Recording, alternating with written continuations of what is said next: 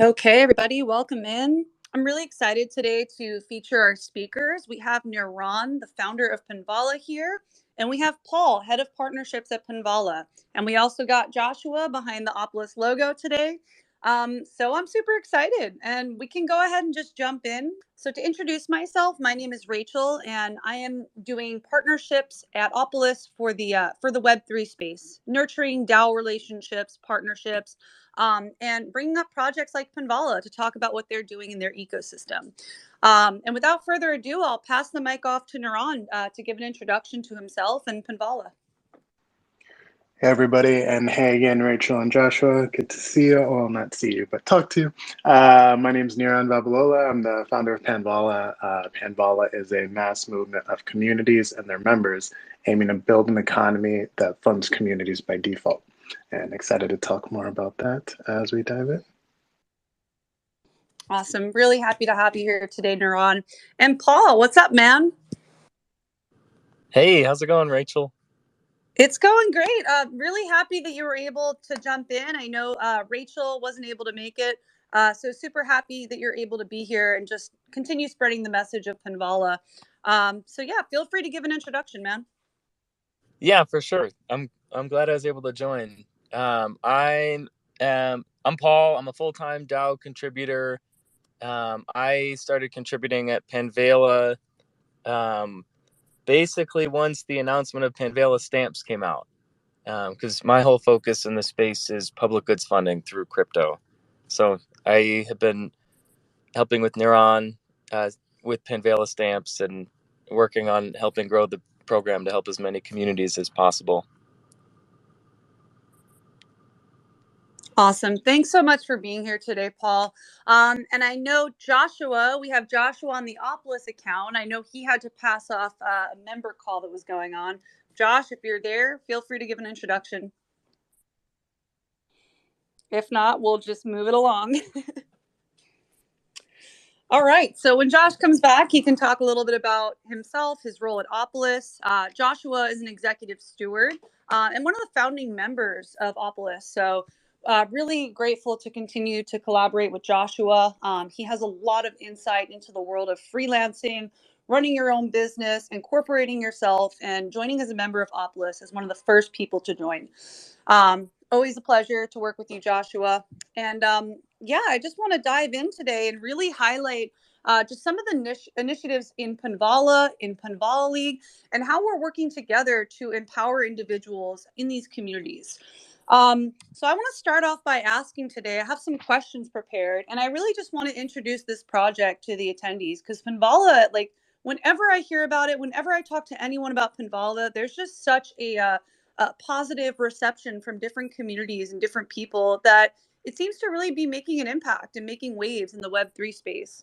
So Naran, if you wouldn't mind just highlighting, like, high level, what is Panvala for those that are just hearing about it today? Sure thing. So what Panvala is a movement of communities and their members to build an economy that funds communities by default. So if you look at the way our economy works today, there are certain people who receive funds by default in our economy, and we call those people rich people.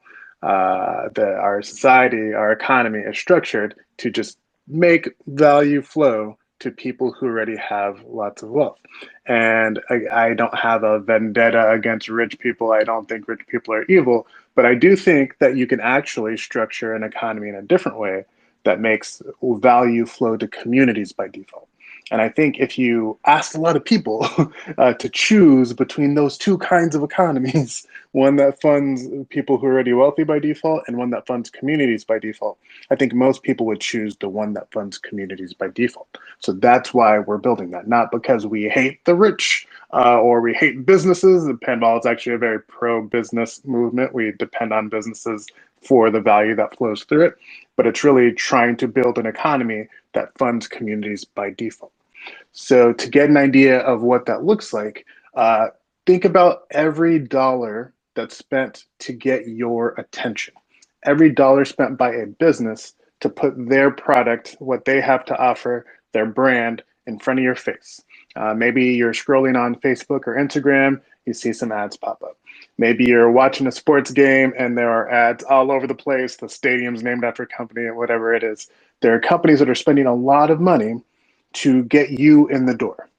And the people that they're paying to get you in the door isn't your community. They're paying some rich person to get you in the door. They're paying Facebook, which is some rich person. They're paying Google, some rich person. They're paying whoever owns a stadium, some rich person. They're just paying rich people to get you in the door. You actually control where you go. You control what you buy. There's no reason that there should be some third party, some middleman getting all this money to get you to buy a product, to get you to visit a business. That value should be controlled by you. So in Panvala, the way that we give you control over that value to take to your community is with what we call Panvala stamps. So before I explain Panvala stamps, I want to back up and explain a version of something a lot like Panvala stamps that if you're in America, you've probably already seen. And that program is called Box Tops for Education. So for people who aren't familiar with it, what Box Tops for Education is a marketing program by a cereal company called General Mills. And what General Mills wants you to do when parents walk into a store and see all the cereal on the shelves, there's so many options, they want parents to ignore 90% of those cereals and just buy the General Mills cereal. So the way they got parents to do this is by saying, hey, if you buy our cereal and you cut off the top of the box, take it to your kid's school, we will fund your kid's school based on how many box tops you collect. So if you buy our cereal, take it to your kid's school, we're going to fund your kid's school. So they didn't do that out of the goodness of their heart. It's not because they cared so much about education, although I'm sure they cared somewhat because they are human beings at the end of the day. But at the end of the day, what they were trying to do is get more cereal purchase. And the mechanism to do that was funding schools. That sounds a lot like how I want all marketing to work in our economy. Like, why are we having value just flow to rich people who are trying to capture our attention, get us to scroll more on all the apps, when it could go to a school, when it could go to a community that you or I are part of? Like, really, we should want every marketing dollar in our economy to be put in the hands of the customer to take to whichever community they want to support. And that's what Panvala stamps are. Instead of just being a marketing program by one cereal company trying to get more cereal purchased, it's a movement of every community across our society working together to shift every marketing dollar in our economy to flow into communities instead. So what Panvala stamps are the same thing as that box top, except it's an NFT. So you buy a product, you interact with the business, you do something that achieves the marketing goals of a business. And instead of them spending money on ads to get that done, they give you a stamp. They spend money on a stamp that you can then take to a community that you care about to fund that community. That's what Panvala stamps are. There are live campaigns up at panvala.com/stamps. That include several sponsors, including Opolis, that if you make a purchase, if you listen to their podcast, follow them on Twitter, there's a variety of different campaigns that are up there. You can earn a stamp and you can choose which community you want to support with the funds behind that stamp. Collecting stamps like that is how we build an economy that funds communities by default. Because the more of us that are looking for stamps when we're making purchasing decisions in our economy, the more in that boardroom when they're deciding how to allocate their marketing budget, they're saying, hey, we could spend more on Facebook and Google, but there's actually all these people out here that are looking for stamps. Maybe we should increase our stamps budget and reduce the budget that we're spending on other things so we can continue to get customers in the door effectively. That is the shift that you and I make happen when we collect more stamps. That's what this movement looks like. So that is what Panvala stamps are. There's more to the movement than just the stamps, but that's really the core of it today. Wow. Thank you so much, Naran. I actually just tweeted out the page for the Panvala stamps, and there's a lot of cool projects on here and just incentives for communities. And I really view this as a more inclusive model for businesses and organizations to fund their communities. And I just think this is really positive what you guys are doing. And just to touch back on some of the points you were talking about with all of these like big tech companies and businesses that have like these advertising things they pay for. I was actually just watching this documentary yesterday called The Social Dilemma. Is anyone familiar with that? I have seen that. Yeah, man, it's kind of scary how they use so many extractive methods to profit and monetize off of human vulnerabilities. Why not flip the script and deliver more value to individuals instead of extracting value from them? I feel like Panvala is really doing that with this type of model, and it's very admirable. So I want to talk a little bit more about the stamps program. So could you talk about the different communities that utilize this and like how that benefits them and Panvala? Yeah, so last quarter, one of the most active communities collecting stamps was a community called Shenanigan. So they're one of the 93 communities in the Web3 chapter of Panvala. There's also 200 communities in the Giveth chapter of Panvala. We organize the movement into chapters based on what interest they share and in the future, really what city they're in, more local chapters of Panvala. So Shenanigans in the Web3 chapter, where a lot of Web3 communities are gathered. And they're focused on basically bringing athletes to Web3 and showing them how they can benefit from this technology. So there was a couple members of the Shenanigan community who learned about stamps and got really excited about it because they understood it. They understood how it worked. They understood how they could make it work for their community. So they went out and they started collecting stamps and really building a culture within their community around collecting those stamps. Because again, remember, if you experienced box tops for education, it wasn't really an individual thing. You didn't do the box tops by yourself. It wasn't something that you just went off and did because you thought it was cool. It's really everybody was doing it around you, and you were really competing to collect as many as you could with the other people in your school. So, in the same way, Shenanigan really promoted collecting stamps within their community and really highlighted the people who are collecting the most. So, they built up the culture of stamp collecting within their community that really makes the stamp model thrive. So, they shot to the top of the leaderboard and they got to use the resources that they got. I believe it was about $8,000 last quarter that they raised for their community on the events that they put on the grants that they give out. It really helps them supercharge what they do as a community, not necessarily from their own pockets, but by building an economy that funds communities by default. When you think about where that value comes from, it's not Panvala providing value to those communities. We want to take as much credit as we can, but that's not what's happening at an economic level. This power in our movement does not come from us, it comes from you. It's a power that you already have to be able to shift where marketing dollars in our economy flow.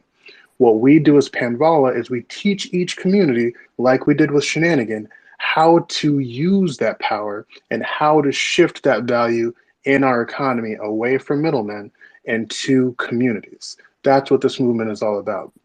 Building that culture, building that knowledge within each community, and showing them how to act in concert with many other communities at the same time. So again, at the end of the day, the decision making that we're trying to change is in the boardrooms at every company across our economy by increasing the people looking for stamps. The more people who are looking for stamps, the more budget gets allocated for stamps in companies around our economy. And Shenanigan's really a shining example of how that plays out in real life. Awesome. Thanks so much for highlighting all of that, Niran. And just to take a moment to look at the Opolis stamps that we have two stamps that are available on Panvala. We have the Rising Work stamp, and we also have the Inverted Denver stamp. So there's different means to acquiring one of these stamps, and essentially it can fund your community. So the Rising Work stamp is when you refer a new member to join Opolis. Every referral who joins Opolis and runs their second payroll, you'll be eligible to receive a stamp that funds 528 to your community. And the Inverted Denver stamp is similar, but it's obviously a higher number of referrals, and you get funded with 5280 for your community. And you're able to claim the stamp and get an NFT.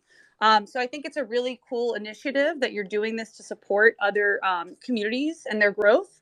And with that, I really want to dive a little bit into the Panvala League and just discuss like what the Panvala League is for those that are just learning about it today, and what communities have made the greatest impact so far. Sure. So when you think about Panvala, again, it's this movement of communities. So what we call our network of communities is the Panvala League. Panvala isn't a passive thing that you use as an outsider. It's really in the Web3 ethos, something that's run by the communities that actually use it. So it's not just going out and collecting stamps, it's actually getting the community that you're funding to join Panvala and to control Panvala. Panvala is governed by the communities that benefit from it. That's how the whole thing works. So as I mentioned before, there are currently 2 chapters within Panvala. There's the Web3 chapter, which is really kind of the core of the movement, where it started, bringing on Web3 communities, DAOs, social tokens, network states, whatever people want to call their community. And bringing those communities on board and showing them how they can shift marketing dollars into their community's budget. So there's 93 communities in the Web3 chapter. Earlier this year, we onboarded Giveth as the first network chapter of Panvala. So there are over 200 verified projects on Giveth that now can collect stamps through Giveth without having to onboard directly into Panvala. Basically, Giveth becomes a way for them to be part of Panvala that's already close to them. So instead of them having to come to us, Panvala goes to them. And other kinds of existing networks of communities, we basically want to offer the toolkit that Panvala has to any existing network of communities to be able to help their communities bring in more resources. And that's what the Giveth chapter looks like today. Going forward, it's really about organizing on a local level. And I think that's really key to what's going on more broadly within Web3. Because right now, when you think about what the Web3 movement really is, there's pockets of the Web3 movement that are all about speculation, finding the next thing to buy that's going to make people rich. That's really, I would say, the majority of what's going on in Web3. There are other pockets like the regen Web3 sort of movement centered on Gitcoin, Giveth, the regen network, all these projects that are trying to kind of build a new kind of financial system that supports the kind of world that we all want to live in. And that activity is mostly happening online. The next kind of step for especially that corner of Web3, but really for all of Web3, because I think Regen Web3 is the story that we're going to tell about what this technology actually had to offer. The next chapter for that corner of Web3 is to organize locally. It can't just be online. Online is great. Our online communities are great. Our DAOs are great. The projects that we give to every quarter on Gitcoin are great. But we also have to show how this technology can make an impact in the real world with the communities that we spend time with in person. And that's where I think this really shines, because if you can build an economy that funds communities by default, and you can show people on the ground, normal people, not crypto people, and the communities you spend time with, how they can benefit from what this technology has to offer, that's really the way forward. It's about breaking out from this online bubble and really engaging locally and making if you think about what those quarterly Gitcoin grants rounds might look like going forward, sure, there's all these open source projects that you're giving to, but maybe you're giving to something in your city. Maybe you're giving to a community you care about, a nonprofit that makes a huge impact in your city, or something else that really is a part of what you think needs more resources in our economy. We can collectively shift more value in our economy to the things that we care about on the local level if we get many, many people to do the same thing with us. That is, if you think of Web3 as a movement, it should be a movement of giving and a movement of collecting. Giving together to be able to increase what we can give, which I could get into later. There's a little bit more to that, but also collecting together, basically making sure that instead of the best place to spend marketing dollars being Facebook and Google, having it be actually offering that value to the communities that their customers are in. That's something that if we organize locally, we can make a big impact on how those dollars flow. So it's really the Panvala League going forward looks like many more chapters, not just the Web3 chapter or the Giveth chapter, but maybe the Denver chapter, the New York chapter, the Austin chapter. It's really bringing together people on the ground in the cities we live in to be able to benefit from the movement that's growing. I think you nailed it, Neuron, on so many points there. And I want to take a moment just to backtrack on some of the things you mentioned. So if you guys look at the top of the space, we shared out some tweets. So we have a thread where Panvala highlights their collaboration with the Giveth chapter. And that's actually a project that I'm still in the discovery phase for, and I really want to learn more about. I was looking to fund them on their Gitcoin grants round that just ended, but I'm really fascinated with the idea of Giveth. And then also I shared how to get more involved with Panvala. So Paul was kind enough to share their handbook with me, so I tweeted that out. If you guys want to learn more about how to get involved with Panvala. And then going back to the point on getting involved in your local community, that brought an idea to mind for me just to share with everyone today. Opolis is continuously looking for ambassadors to host meetups in your local city. So if community building is something that you're passionate about, if you have a knack for hosting events, for public speaking, or you just want to talk about something you're passionate about and get more people into Web3 and educate. The fourth tweet I shared is how to earn with Opolis. If you guys expand upon that tweet, you'll see the ambassador application there. So far, we haven't turned anyone away. If this is something that you want to do, if you want to get a local meetup funded, I think that could really be a great opportunity and an avenue for revenue generation too. We are in a bear market, so understanding that that is there as an option. I just want to throw that out there for everyone. We also have our Friends Farming program as well at Opolis. So doing that in conjunction with hosting meetups, I think could be a viable pathway for revenue generation for individuals that want to build community. So with Friends Farming, the program we have currently set up, it's kind of like a referral program. You get $100 per qualified lead that you send into Opolis that schedules a meeting with one of our membership success stewards. And then you get an additional $200 cash bonus on top of that for everyone that actually signs up for Opolis, and you get 1,000 work tokens on top of it. I won't get too deep into the tokenomics today, but basically at a high level with Opolis, we have these work tokens that operate as a governance and voting mechanism as Opolis transitions into a DAO. And then also, the last thing I want to mention here before giving it back to Panvala speakers is that we also have a coalition program. So if anyone here is interested in doing spaces like these, collaborating as partners, and joining and having an opportunity to earn work tokens and get involved in our community, I highly recommend joining the coalition. Reach out to myself, Joshua. He's behind the Opolis logo, but if you DM me or the Opolis account, we'll get you signed up for the coalition. Let's give the mic back to Paul. And Paul, we haven't really heard from you that much. I'm curious about your experience, like what brought you to Panvala and what communities you're involved with within Panvala League or the DAOs.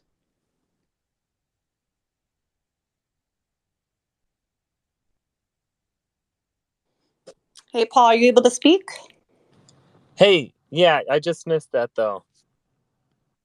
So I was just going over the different ways to get involved with Panvala, to get involved with Opolis. And Naran highlighted some of the community initiatives within Panvala and Panvala League. I was curious which communities in particular that you've gotten involved with as far as the DAOs that you contribute on and different communities in Panvala League. Yeah, sure. Initially, I was contributing to One Hive when I first found Panvala, and I was kind of spearheading getting One Hive into the Panvala League, and this was before Panvala stamps. So that was kind of where I was putting all my attention at that time. One Hive is a DAO that's building decentralized infrastructure for Gnosis chain kind of broadly. It's got like a wide array of products that it works on. And then, One Hive and Panvala are kind of where I've spent most of my time in the DAO space. We talked a little bit about the Giveth chapter while you were disconnected, and if you want to share the details about that and what got you excited about making that happen, I think that could be cool. Yeah, Giveth is they're a community that OneHive works with really closely. They use the OneHive governance platform called Gardens, and that's how they distribute their shared community treasury. So I've worked a lot with Giveth, and Giveth is really clear with their mission to help real world communities fund themselves with these new innovative token economies. Giveth's initial premise is that people can donate directly to projects that are on Giveth, and when you donate to a project on Giveth, you get a stream of Giveth governance tokens back. So the Giveth community is kind of directed by the people who are giving to the projects within it. Giveth's long-term vision is to enable those projects that are getting funding through Giveth donations to become their own token economies and become self-sustaining through their own store of value that they can fund their operations with. That's kind of like the long-term roadmap for Giveth. So Giveth and Panvala were very well aligned in this idea of finding innovative new ways to fund public goods. And I was kind of at the cross section between those two projects, and it made a lot of sense to have Giveth become the first network chapter, because their existing communities are all looking for ways to use something like Panvala where they can get funding.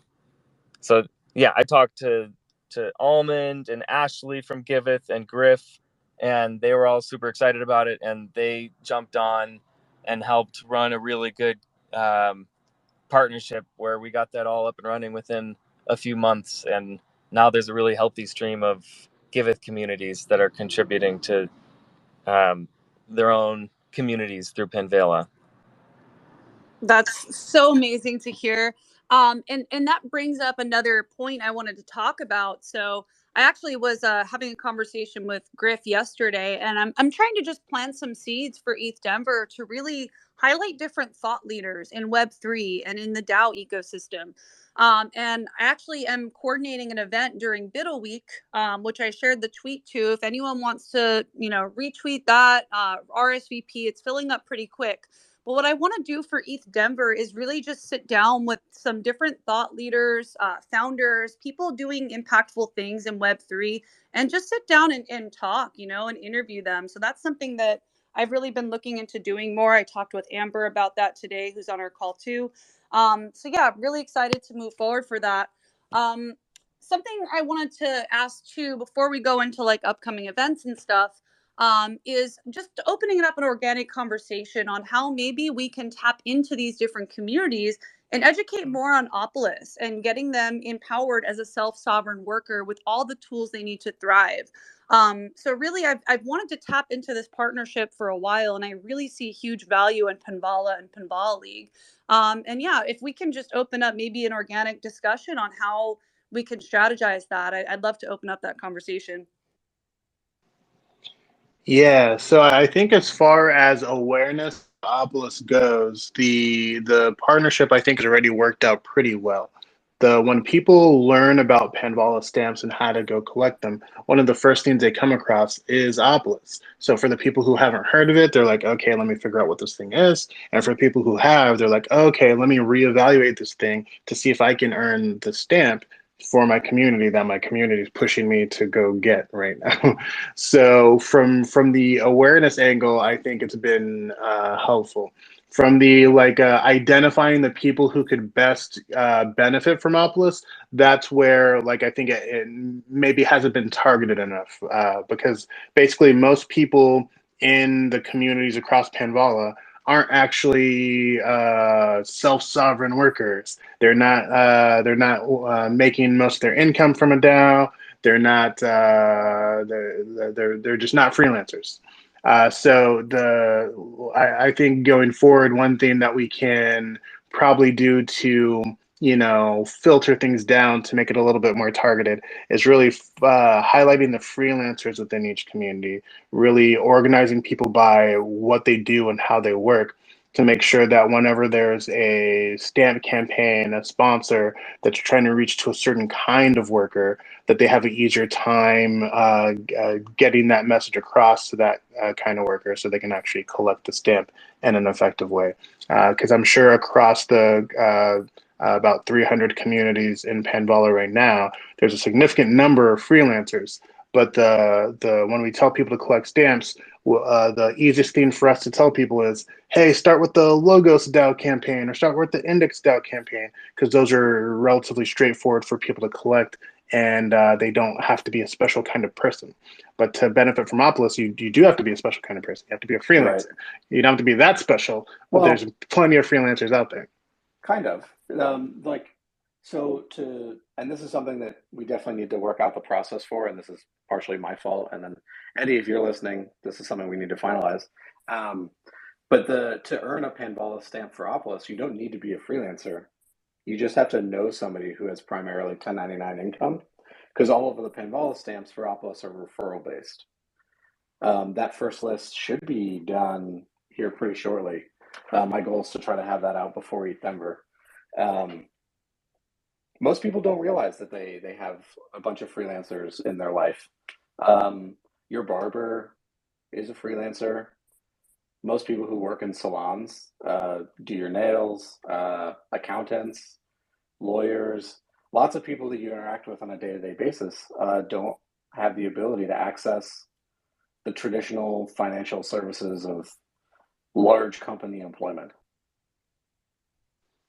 Yeah, I think there's tons of freelancers out there. And like once we are able to start distributing some of those stamps to the people who've made referrals using that list, I think that's when it's really going to take hold. It's really it's really kind of a social proof sort of thing. Once people see some people collecting them and actually getting them, they're like, oh, okay, let me find the freelancers in my life so I can get the stamp for my community. I do think there's untapped potential in the campaign. And once we get that list of people who qualify for it, I think things are going to take off from there. So I think something important to highlight, I do see some new people in the audience that are joining today.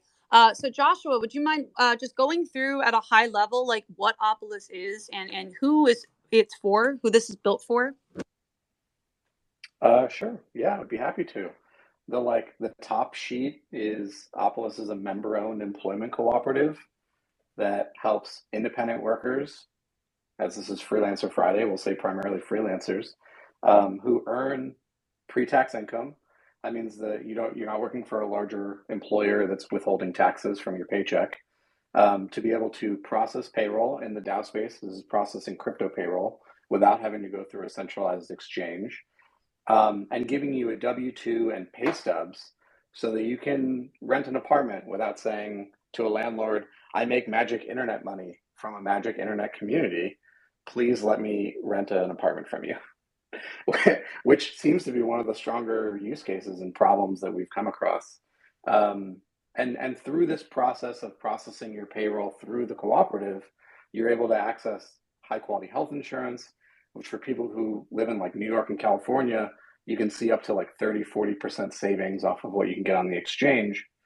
And then the most important part is that it's member owned. So instead of paying a service provider that's just sucking value out of your community, everybody's paying 1% to fund the co-op. And when there are profits to distribute, those profits will be distributed to the members of the co-op.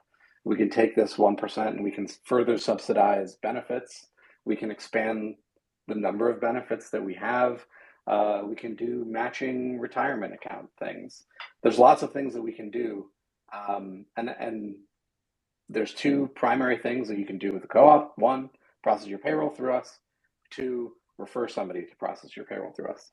All the incentives are aligned around growth of the co-op so that we can one day build a global public utility infrastructure for employment, which my ETHDenver talk is going to be about global nomadism and how we can use the Opolis rails to basically the power of the cooperative to negotiate like global nomad visas where we can just go and be digital nomads, and you just tell us where it is that you're living and working, and then we're paying taxes to the correct places, which opens up huge possibilities for local governments that are losing out on tax revenue.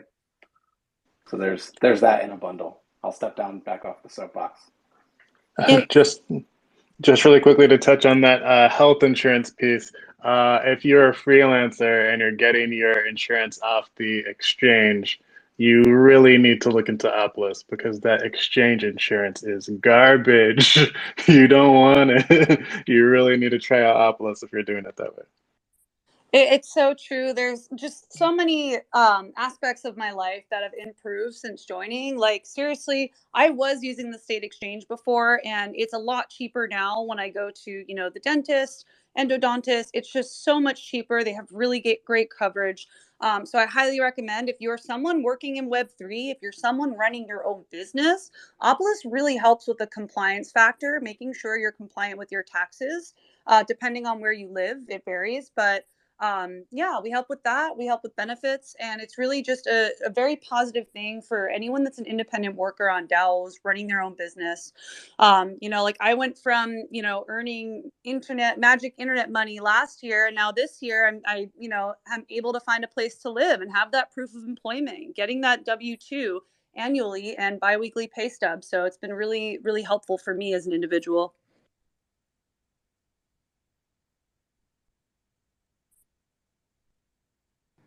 So I just want to, we're getting close to the end of the hour here. Just open it up. If there's anything else, Naran, Paul, anything regarding Panvala you're excited about, anything in particular at ETH Denver you guys plan on doing too. We have an event that we're doing on the 25th, which I've actually tweeted out, and I'd like to invite everyone to just set a reminder, or I'm sorry, RSVP and join. So we are hosting a Biddle Week event with Bankless DAO and Meta Gamma Delta DAO.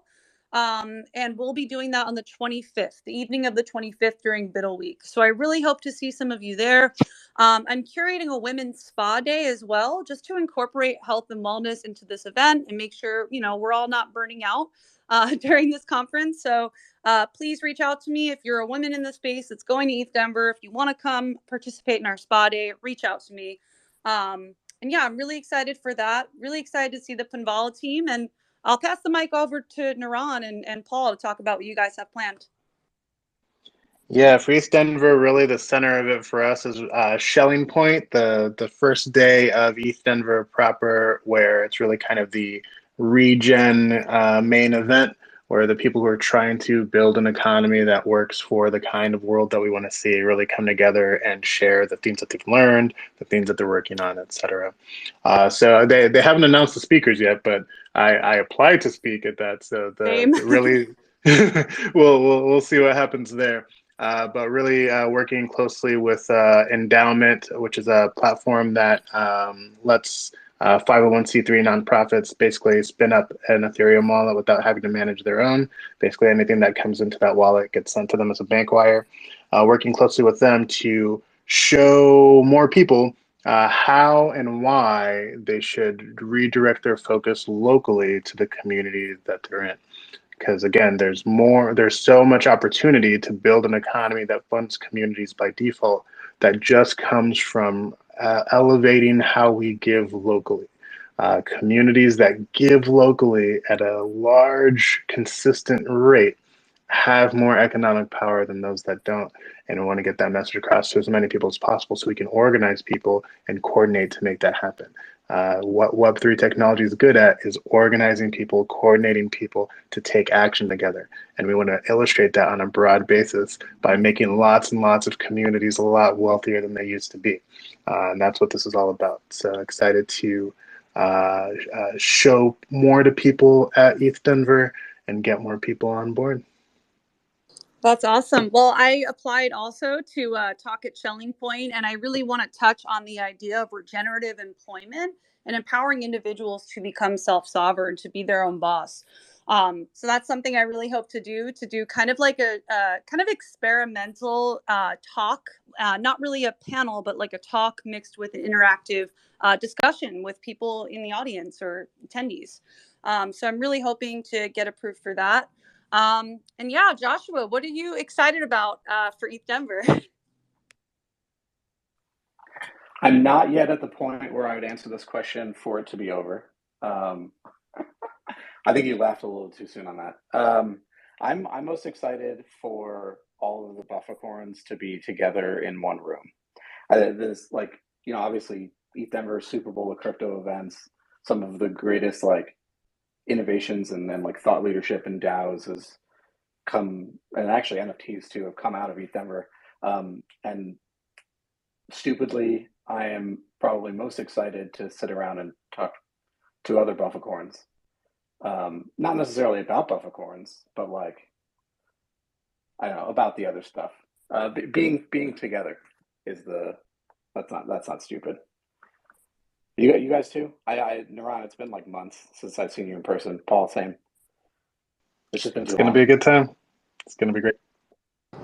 Yeah, and in the normal real world, you don't get to talk to people about crypto because they just look at you like you're some exotic animal and their eyes glaze over and they just really don't want to talk to you at all. And then you actually get to ETH Denver, and then all of a sudden people are interested in talking to you about regenerative economics. It's like a family reunion. One of the things I like to say a lot, and for Naran, this is actually true, but like I feel like all of the people who are on this call, like even though we may have not met in person, we have been colleagues for years. As long as you've been working on Web3, you and I have been like we're colleagues in this great experiment, either Ethereum or just Web3 or just the future of regenerative economics in general.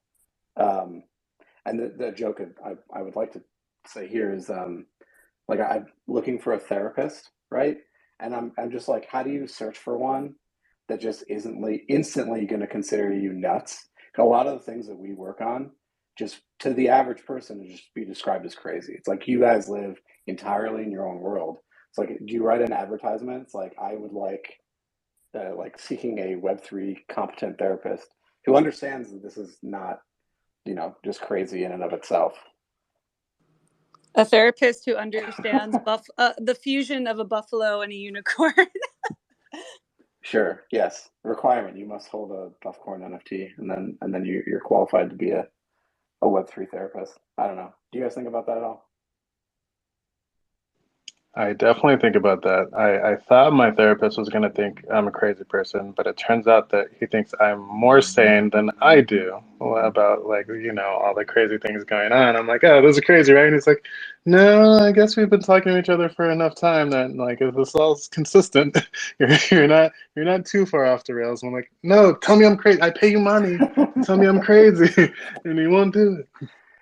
It sounds like you've got a great therapist you need to share. This could be of the comments. A lot of new business coming toward this therapist. Only if you meant some stamps. On the topic of like mental health too, I really wanted to talk about ETH Denver and just take a minute to really address like how real Web3 burnout is, like contributing on multiple projects, multiple DAOs.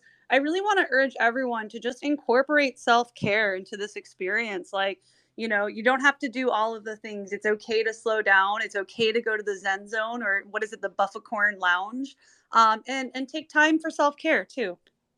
And also, like I mentioned, if you are a woman going to ETH Denver, feel free to reach out to me, DM me.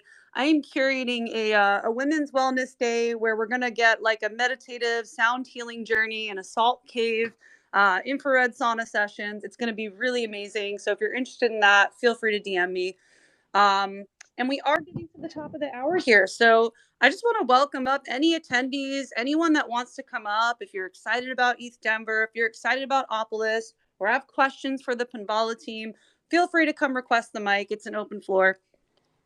And any other speakers, like if you guys have any other questions, if you have questions, you guys, for the Opolis team, feel free to ask. One thing that came up for me while Joshua was describing kind of Opolis as like this, like the kind of a rallying point for digital nomads in general. Like, do you see Opolis becoming like, A, are you familiar with the whole network state kind of concept? And B, if so, do you see Opolis becoming like this network state of digital nomads? I need to finish the book before I can answer the question, but I'm going to go ahead and say probably and yes, just as a prelim. And then when I finish reading the book, we can come back and do another. You and I'll do another space on it. That sounds great. Like, I think that kind of DAO, the one that's trying to rally people around a shared identity, a shared purpose, are the ones that really matter. Like, the ones that are trying to do companies in a new way are interesting, and people should keep doing them. But I think the ones that matter are the ones that are less about trying to make a profit and more about trying to live in a certain way. That's what really excites me. I've never heard somebody describe paying taxes as exciting, but no, I'm just kidding. Yeah. I liked it. Paying taxes is not exciting, but it is a lot easier with Opolis. Like that stuff is just kind of like something that I can set and forget as an independent business owner. And it's just so much easier. Seriously. It's just wild that like I never imagined that something that would get my blood flowing is the concept of being able to live anywhere in the world compliantly, where it's like, yeah, okay, I'm going to go to this country. I'm here for 3 weeks. I'm going to pay taxes to this local government, and it's just going to be taken care of. And I'm like genuinely excited about being able to do that. I think it's more exciting about the travel than about the taxes, but you know, it's part of it. And Paul, you were cut off. Sorry, what were you saying? Yeah, kind of on that same wavelength. Something that I've been thinking about a lot is, and a lot of people in the space are thinking about, is legal wrappers. And it's something that I feel like Opolis might be especially well positioned to be able to answer for people. But this idea that DAO contributors could get an individual legal wrapper to cover kind of their contributions into the Web3 space, since by nature, a lot of what we do is cross-organization, and we're kind of working on our own sovereignly. Is that something that you guys have researched at all or thinking about?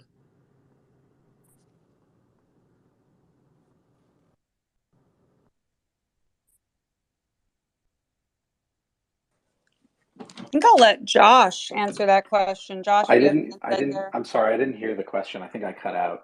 Do you mind repeating that? Sorry, yeah, that might be my bad. I'm not in great cell service, but I'm curious about whether Opolis has been researching whether your Opolis LLC could help as a legal wrapper for DAO contributors. That is one of the core premises that like whether so we don't take an opinion on whether a DAO should be incorporated and in what form. And you know, DAOs are going to do what they're going to do. Some are offshore, some are onshore, some use Wyoming, some use Colorado, whatever. And like we do obviously prefer Colorado cooperatives, but the model is actually about the individual who contributes to the DAO rather than the DAO itself. I mean, Ron and I have gone deep on this before. Like the DAOs are the people who contribute to them. And we approach it from the legal protection aspect of, if the DAO isn't an entity, right, then the people who are contributing to or owners of or on the multi-sig or whatever are essentially entering into a general partnership. And so the approach that we take is the protection of the individual. Right? If you're wrapping yourself in an LLC and then you're contributing to a DAO via that LLC, it's not removing all of your risk. Obviously, there's lots of risk in everything that we do in Web3, and someday we eventually could get called financial terrorists by a Congress that doesn't understand what it is that people under the age of 80 work on. But by contributing to a DAO via an LLC, you are limiting your liability. That's kind of the idea behind a limited liability corporation, right? And so it's that decentralized aspect of it. If every single person who contributes to a DAO is sufficiently protecting themselves, theoretically, the DAO is in and of itself protected.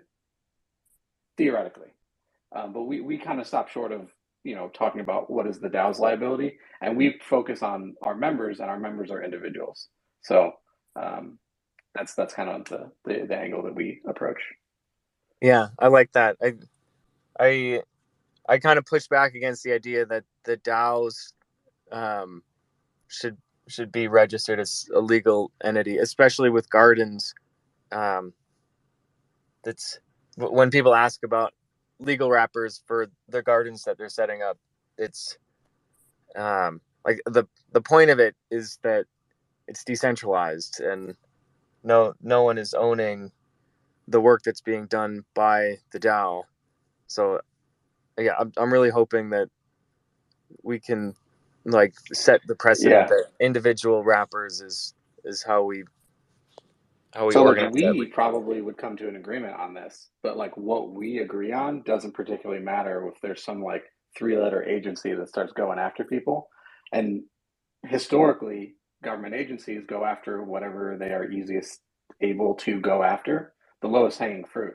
So like the person who is not shielded in liability is probably going to be the one who gets stuck with the burden. And this is again theoretical, and I'm not a lawyer, but like leaving yourself unprotected is not usually the best idea. I want to take a moment just because we're getting to the end of the hour here. I saw Creatress has come up and requested the mic. Yeah, hi everyone. Yeah, I just hopped in here. I've been following Opolis for a while, and yeah, I know you guys are closing up, so I'll be brief. For anyone who doesn't know me, I'm a artist in the space. I do performances at live events. So I heard you guys talking about ETH Denver, so I thought I'd jump up and say like it's not set in stone, but I probably will be there. I also applied to well, I didn't apply to speak, I applied to perform. So fingers crossed, like you guys, waiting to hear back. And yeah, if I am selected, then I'll definitely be there. If I'm not, I'm gonna have to think about it. But last year was super fun at ETH Denver, so hope to make it out there and meet some of you guys. Well, just to throw this out there, I actually saw your DM during the space. I would love to connect with you and explore the potential to collaborate, maybe on this meetup we're doing on the 25th. If you do end up going and want to participate in our event and the Women's Spa Day, let's talk about how we can get you involved. Oh, amazing. The event's about inclusive collaboration, so I would definitely love to have you there and talk more about how you can get involved. Oh, that sounds awesome. Thank you so much, Rachel. I appreciate that. Yeah, like I said, I'll be in touch. I'm just waiting to hear back from the ETH Denver folks. But last year I ended up going out there kind of last minute and ended up performing at the Near Lounge. And that was really fun. But this year I definitely want to come back and do it at the official event. So yeah, fingers crossed, and nice to meet y'all. Definitely keep an eye on you guys because I am a freelancer. So Awesome. everything you're talking about is right up my alley. Awesome. Well, I sent my Calendly link. If you want to hop on a call, I'd love to see how we can collab and support you as a freelancer. But we are at the top of the hour now. So I just want to take a moment just to circle back on the tweets we've shared. Set an RSVP to join us for the Orbital Week event during ETH Denver. Check out the Panvala stamps page that I shared. And also set a reminder for next week. I didn't touch on this too heavily, but next week, we'll be chatting with the Polygon core team. The head of the DAO ecosystem at Polygon will be doing a similar space like this next week. And then also for Freelancer Friday next week, we'll be getting the promotion out for that today. We will have Hedgie Finance on with us next week. And Jairus, who is here on this call, will be one of our guest speakers, who is an ambassador of Opolis. So many exciting things coming up. I couldn't possibly get through them all on this call. I'll also be helping out with DAO Denver too and speaking with Talent DAO on a panel there. So a lot of exciting things coming up. Joshua, I saw your hand went up. I did. I apologize for missing the first half hour. Did Naran tell our origin story? 1, and 2, Paul, did you talk about water? I did not tell the origin story. It's the best story. Okay, well, if we're all okay with going over by a couple minutes, okay. I'm okay with taking it over if you guys are. Well, I'm sure this audience is roughly familiar with it because I talk about it all the time. But Neuron actually gave me my first job in the space.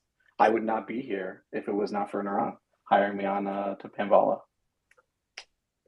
So thank you. The pleasure was all mine, and it always makes me happy to see there's a lot of people who kind of cycle in and out of the space. So the people who actually stick around, that to me makes me feel good. It's oh, I got somebody plugged into this thing, rather than just being a mercenary who's just out for a paycheck. Somebody who sees what Web3 can be and wants to help make it happen. So I'm glad I found you, and I'm glad you found Web3.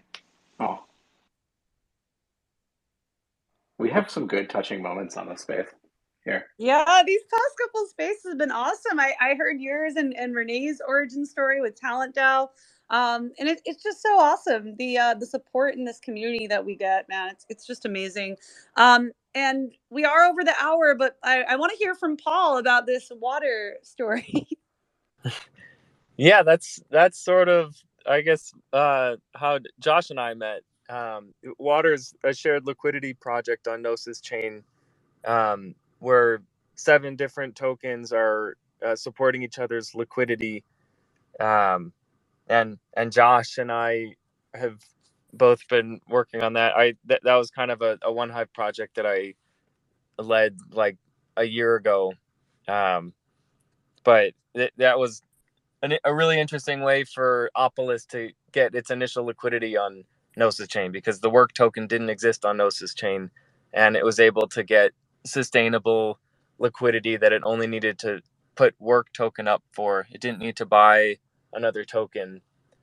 But yeah, people are interested in that. Then there's a wiki page for it. You can look up One Hive Water wiki and read all about it. Thanks for sharing. Awesome. Thank you so much, Paul. And I want to welcome everybody that joined today. First, I want to start with my gratitude and just thank all of you that continue to show up for these spaces. It really means the world to me and to our team to just see these, these familiar faces continue to come and the new faces continue to come.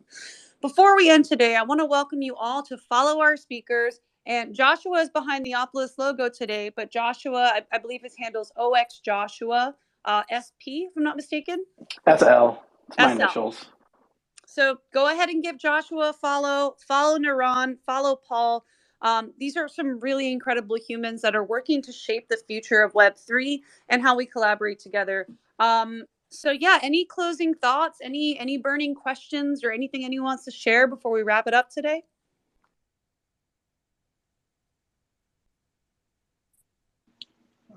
If you're here, you're in the right place. There's a lot, especially in down times like this, everyone questions is this thing real? Was it what everybody says it was? Or was it a Ponzi scheme that has now finally collapsed? And maybe, but the thing that draws me here is not the price.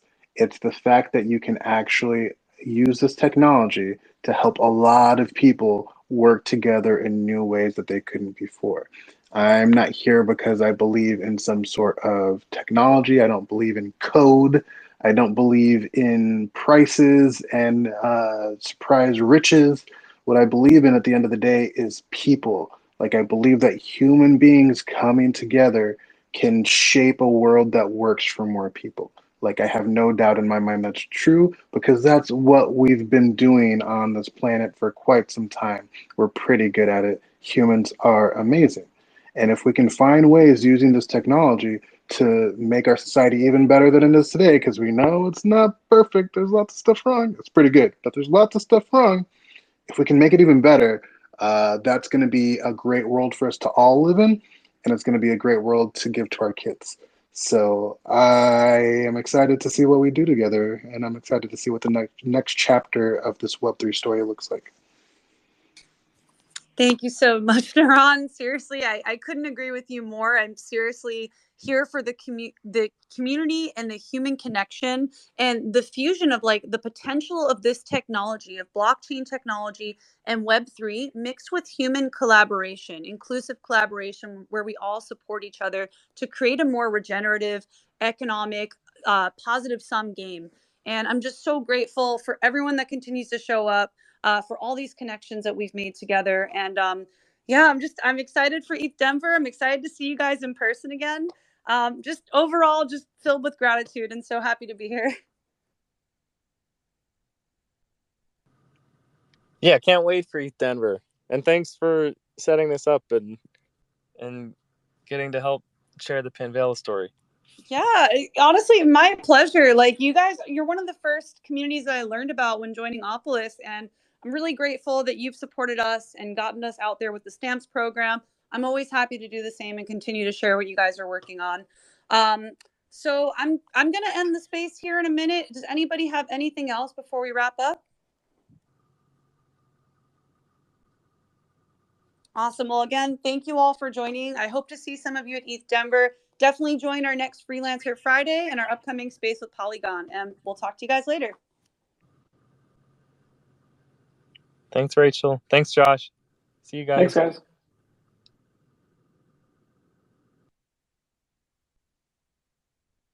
I wonder if I can put that wait music back on.